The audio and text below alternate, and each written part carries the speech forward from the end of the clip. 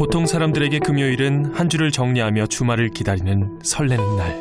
하지만 응급실 의사들에게는 꿈 같은 바람일 뿐이죠.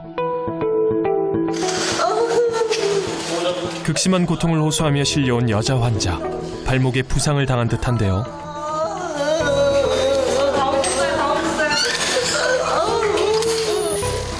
왼쪽 다리 부상 여러 군데 있으시고. 걔는 광경된 주사 맞았어요? 시간이 없어서 안 맞았어요. 약은 계속 먹었어요. 한 달에 한 번씩. 저희 집에 호박 갖다 주러 왔다가 우리 강아지가 묶고 났는데 톡 튀어서 줄매란 게 그냥 이렇게 꼽아난 데서 튀어나와서 이물을 물은 거예요. 개주인 입장에서는 얼마나 미안할까요? 나 걔가 안 물 줄 알았어요. 애견 인구 1000만 시대. 남의 일 같지 않은 사고입니다. 위로 한 번만 해보. 이거 해야 돼요. 한 번 위로 올려보세요. 위로. 잠깐만요. 너무 아프다고요. 네. 지금 위로 올려봐요. 위로. 번쩍 더더더. 여기 감각은 다 느껴져요? 네. 3번 물렸어요. 카카. 뼈를 카카 3번씩이나. 나도 살려줘요. 너무 숨 천천히 쉬어, 천천히. 아니, 나 너무 아프니까 자꾸. 아니야, 자꾸 그러면 더 아파요. 천천히 쉬어. 진통제 준비하고 있으니까 조금만 참아요.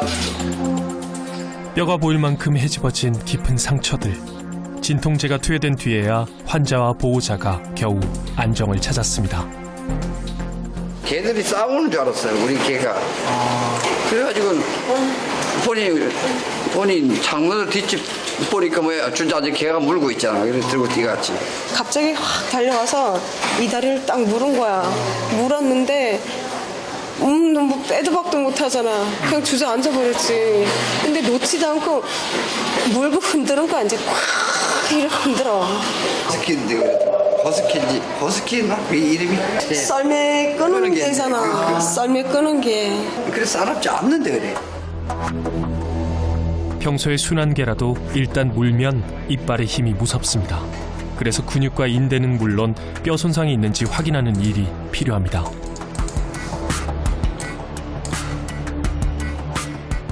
다행히 엑스레이 상에서는 골절이나 이런 건 없어서 깨끗이 세척하고 그리고 필요하면 나중에 그 봉합 시술을 하시면 될 것 같습니다. 개한테 물릴 때 우리가 걱정하는 광견병이나 이런 가능성은 좀 적고요. 대신 이제 파상풍은 예방적으로 맞아야 됩니다. 근데 광견병은 사실 개보다는 이렇게 야생 너구리 이런 거에 많이 생긴다고 보시면 될 것 같습니다. 곧바로 시작되는 봉합 시술. 자기야 부러져. 아파. 봉합 시술은 철저한 소독 이후 이루어지는 게 특징인데 개의 침이 혈액을 통해 감염되면 피부 괴사가 오기 때문입니다. 걔가 나쁜 짓 하는 사람은 안 깨물고 나는 왜 깨무냐고. 네, 선량한 사람들께.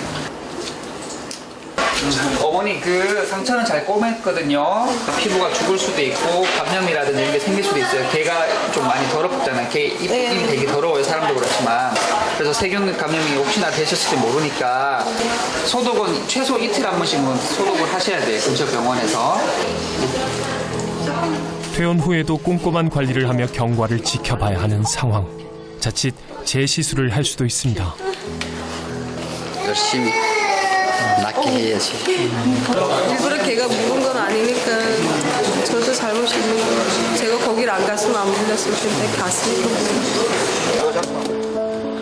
생각지도 못한 사고로 길고 긴 하루를 보낸 복순 씨. 아니 몸조리 잘할게요. 들어가세요. 몸도 마음도 빨리 회복하길 바랍니다.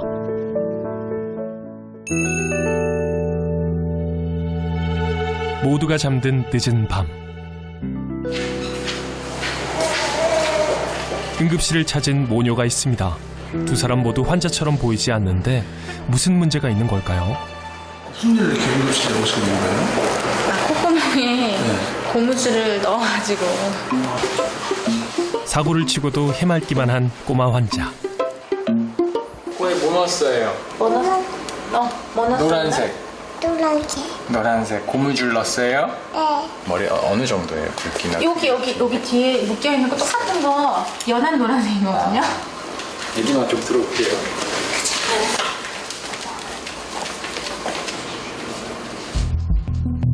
아이들은 뇌보다 촉각이 발달해 입이나 코 등으로 물건을 탐색합니다. 고무줄도 고무줄인데 어쨌든 이물이 들어간 채로 시간이 지나면 이제 염증이 진행되기 시작하고 그렇게 되다 그거를 가만히 두다 보면 이제 썩게 되거든요. 그래서 그런 것들이 조금 위험할 수 있고요. 더군다나 고무줄 이외에도 다른 조금 끝이 뾰족한 물질이나 그런 것들이 이제 점막에 손상을 주게 되면 그게 더 좀 위험하지 않을까 싶습니다. 이미 이런 꼬마 환자들을 많이 치료해본 의사. 이렇게 씩씩한 애는 처음 그쵸. 봤어요. 애기들 울죠. 몸부림치고 가까이도 못 가게 하는데 그래서 한 번 더 건네요. 여기가 너무 씩씩해서 안에 잠깐만 볼게요. 착해. 당찬 환자다 보니 고무줄 뺄게요. 시간 지체 없이 빨리 처치가 이루어지는데요. 이물질은 코 안에 머무는 시간이 길어질수록 더 큰 위험으로 이어질 수 있습니다.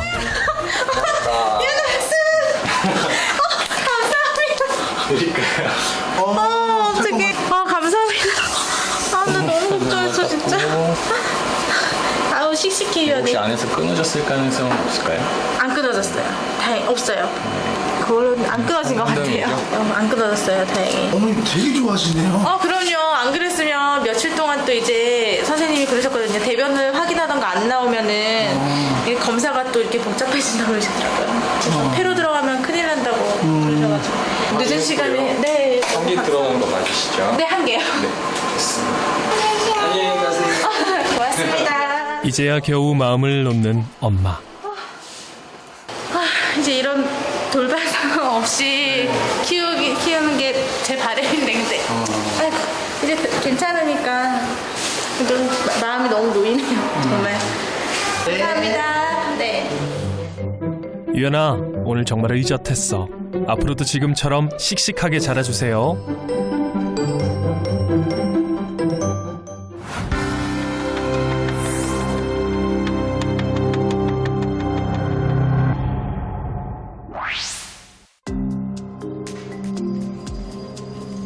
병실에 앉아 홀로 깊은 고뇌에 빠지는 한 남자. 다른 사람들은 다 편안하게 태어나고 사는 것도 하시거든요. 왜 나는 이렇게 안 좋은 일만 자꾸 생기고 결국에는 학문까지는 이렇게 아이들 눈물이 나와요.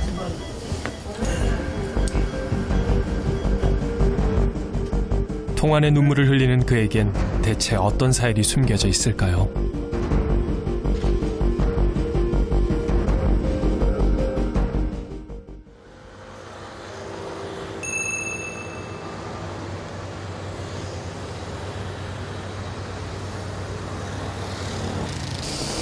이쪽으로 들어오세요. 신발 벗고 침대로 올라가실게요.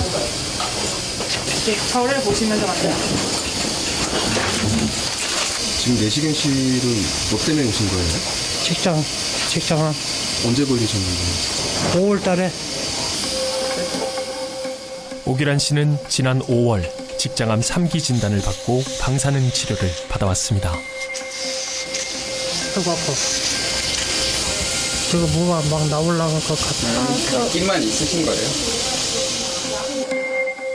그동안 암은 많이 줄었을까요? 여기가 이제 그 항문 끝쪽에 있는 이 암이 있던 부위예요. 수술적인 치료를 하셔야 될 것 같아요. 방사능 치료만으로는 한계가 있는 상황. 오늘 검사를 다 하셨어요? 그래서? 예.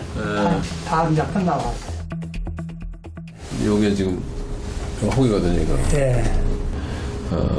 지금 방사선 쬐죠. 그래서 혹이 좀 들어있는 상태예요. 그렇더라도 100% 장담은 못합니다. 직장암이고요, 정확히는. 그 다음에 기수로 따지면 3기 정도에 해당되고 항문을 같이 드러내야 직장암이 완전 제거되는 그런 경우가 많습니다. 방사선을 더 쬐면 안 돼요? 더 많이. 방사선 더 쬐면 예. 암세포만 죽는 게 아니고 정상 항문이 녹아버려요, 그냥. 청청병력 같은 선거에 머릿속이 까매지는데요. 항문은 살려놨는데 변이 너무 많이 뭐 줄줄 샌다든지 뭐 조절이 안 되고 오므라지들 않고. 그러면 기저귀 차고 사는 게 더 불편할 수도 있잖아요. 그래서 살려놔요? 그렇죠, 그래도 살려야지. 그래서 살려요? 예. 항문을 없애면 배변 주머니를 차야 하는 상황은 도저히 받아들일 수 없는 기란 씨. 제일 끝을 직장이라고 그러니까 그 원인은 섭생하고 관련이 제일 많아요. 섭생이라는 거는 육식 또 아니면 고지방식 직장 점막에 발암물질이 작용을 해서 이제 조그만 혹이 생겼다가 시간이 지나고 점점 커져서 암으로 바뀌는 그런 형태가 거의 대부분이죠. 정신적으로 받아들이는 어떤 이 충격이 훨씬 크죠. 내가 변을 항문을 못 보고 평생 주머니로 받아내야 된다라는 그런 뭐 일종의 자괴감일 수도 있고, 그럴 바에는 난 수술 안 받고 그냥 이대로 살다가 죽으련다 하고 정말 치료를 포기하시는 분도 있거든요. 그래서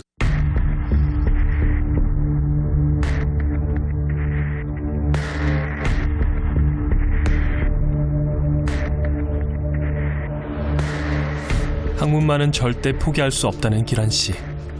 아이고 좋겠다. 참 별로 못 간 데가 아파갖고 사람 고생을 하면.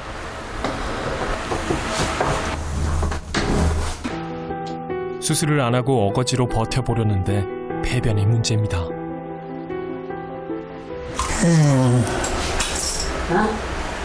아이 대변이 나올 것도 안 나오고 오래겠네. 변비가 시작된 건 1년 전. 변비가 느닷없이 좀 심하더라고요. 그 전에 한 번도 안 나와가지고 플라스틱 커피 숟갈로 내가 앉아서 파낸 적이 있어요. 앉아갖고. 그 정도로 심하셨어요? 네, 하도 안 나와. 변비와 함께 항문 통증도 문제입니다. 기란 씨와 같이 직장 하부에 암이 생길 경우 항문과 맞닿아 있어 더 극심한 통증을 유발한다는군요. 아이고 죽겠다.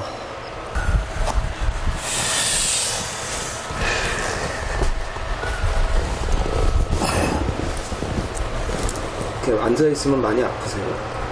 앉아있으면 항문이 아파갖고 땅에다 못 대니까. 내란질난 것 같아. 나올라 하면서도 안 나온 게 그게 사람 미치는 거지. 아이고 이거 나오지는 않고 사람 미치겠네 이거. 응? 따갑고 싫은 거 항문이 아주 그냥 길색을 해. 그냥 몸이 아주 그냥 덜덜 떨려. 사지가 덜덜 떨려. 한 5번을 가다 보면은 아주 그냥 화장실을 5번. 그때 같으면은 차라리 죽는 게 낫겠더라. 죽는 것보다 더한 고통에 몸부림치면서도 항문을 지키겠다는 고집을 꺾지 않는 기란 씨. 아이고 좋겠다.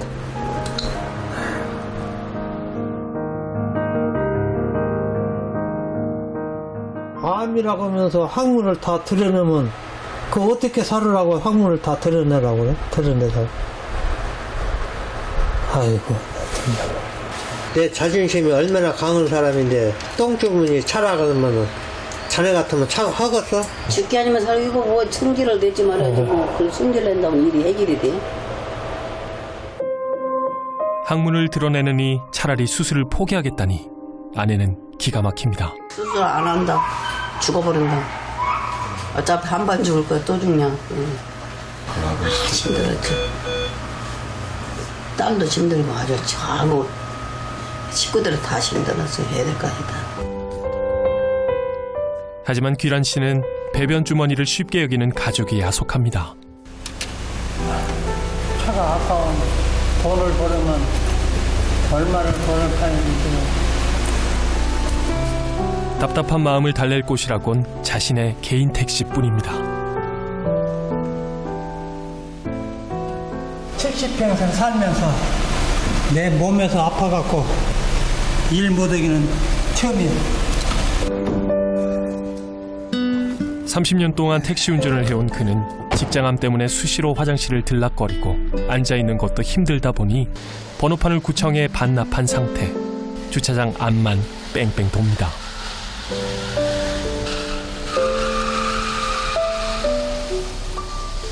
밖으로 나가고 싶죠. 지금 100일 동안을 밖에 나가지도 못하고 손님들하고 대화도 하고 싶고 밖에 이제 또 어떻게 돌아가는지 그것도 좀 알고 싶고. 자부심으로 버텨온 자신의 한평생을 알아주는 건 이 택시밖에 없는 듯합니다. 그 제 차는 모범 택시예요. 차가 모범이 아니라 기사가 모범인데요. 맨몸으로 시작해 3남매의 아버지로 당당하게 살아온 한평생입니다.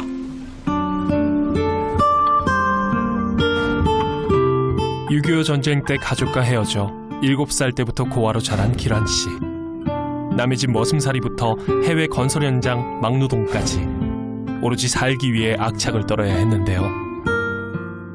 처음에 갈 때 36살인가 5살인가 가기 시작해갖고 8년을 다녔으니까 그때가 제일 뜨겁고 그때가 제일 힘들었어요. 그렇지만은 인내, 내 새끼들을, 내 가족을 먹여 살려야 한다는 인내심으로 버텼던 거죠.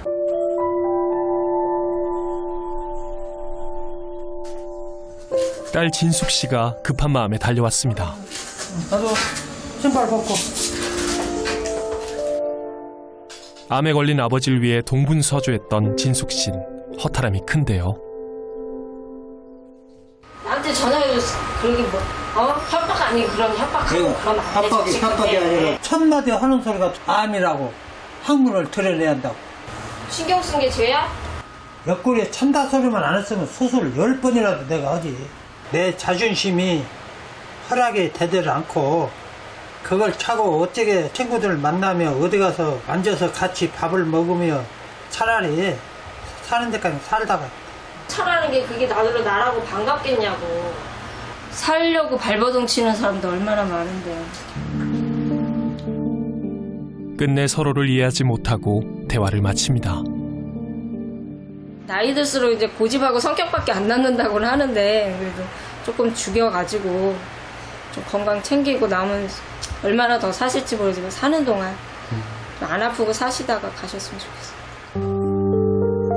선택의 기로에 선 기란 씨는 딸이 다녀간 후 마음이 더욱 복잡해졌습니다. 이걸 수술을 해야 하느냐 안 하고 그냥 현재 상태로 그냥 살다가 인생 마감을 할 것인가. 답답해요. 자존심을 지키자니 생명이 위험하고 학문을 드러내자니 자존심이 무너지는 막다른 상황.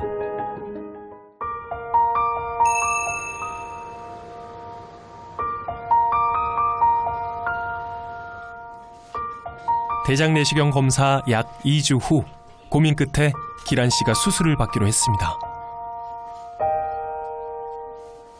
참 걱정 많이 했네. 어머님이 수술법 있기까지가 굉장히 고심을 많이 하셨나 보네요. 아주 많이 했죠. 그 날짜 닥쳐서 이제 아주 수술하니까. 그의 마음을 움직인 건 무엇이었을까요? 너희들 눈물이 나와요.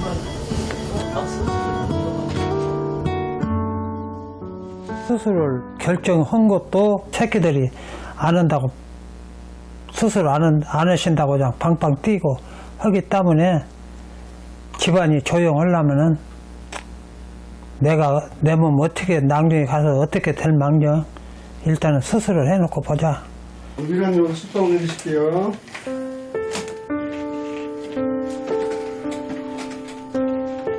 가족을 위해 마지막 자존심을 무너뜨리기로 한 기란 씨. 아버님 좀 처져 있죠? 수술해야 되니까. 핸드폰 가면 안 좋아하겠지. 뭐 하는 소리지.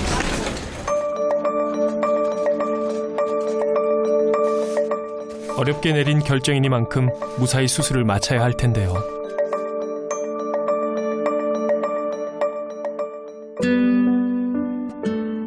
뒤늦게 딸 진숙 씨가 병원에 도착했습니다. 수술 전에 아버지와 얼굴 붉힌 이를 풀고 싶었는데 마음이 편치 않았습니다. 화 안 내던 딸이 이제 화를 낸 게 이제 수술 안 한다고 해서 그런가 보다라고 생각을 이제 본인도 그렇게 생각하시고 하셔가지고 이제 마음을 돌리시긴 하셨는데 수술 잘 됐으면 좋겠죠 뭐.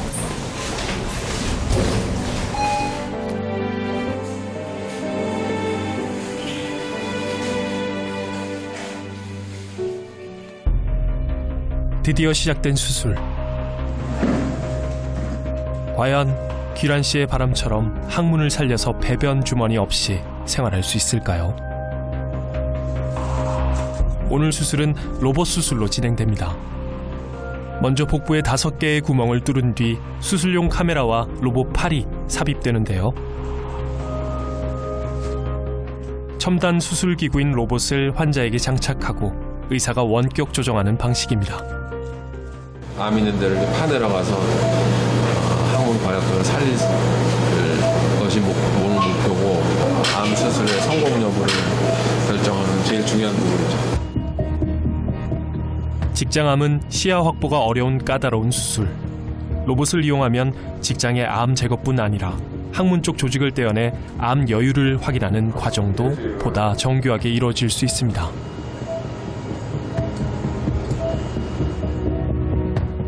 이를 위해 곧바로 로봇팔이 직장 아래로 파고 내려가 항문 괄약근과 골반 근육에 있는 조직을 떼어냅니다.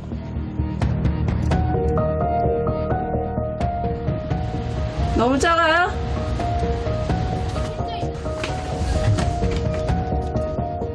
항문 쪽에 암이 있는지 조직 검사를 하려는 것입니다. 괄약근을 분리시켰는데 그 분리시킨 괄약근에서 암세포가 나오면 좀 더 괄약근을 잘라내야 되니까 항문을 살리기가 어려울 수도 있어요. 기란 씨 항문의 사활을 결정짓는 20여 분의 길고 긴 대기 시간.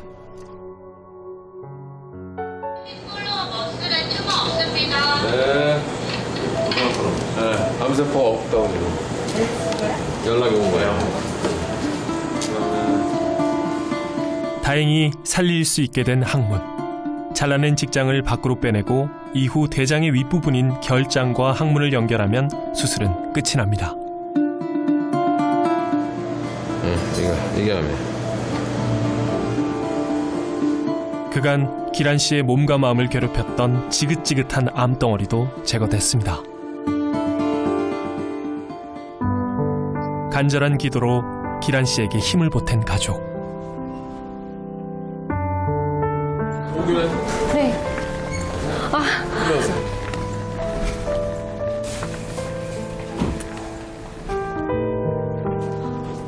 수술은 네. 계획했던 대로 했어요. 항문 살리고. 안 그래도 좀 수술 빨리 끝났다고 해서. 네, 예.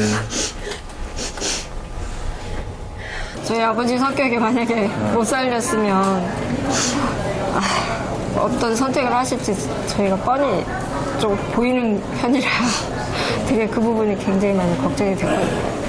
잘 됐다고 하니까 너무 감사하고 너무 좋아요.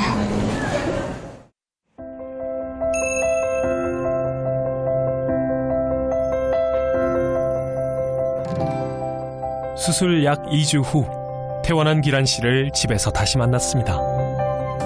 아니 항문만 이제 안 아프면 그런 대로 딸이 돼갖고 3개월만 자고 저것만 빼면은 관리 잘하면 이제 괜찮아. 이제. 항문 염증만 조심하면 3개월 후에는 배변 주머니 없이 활동이 가능해진다는군요. 뛰는 날이 다시 인생 태어난 날이에요.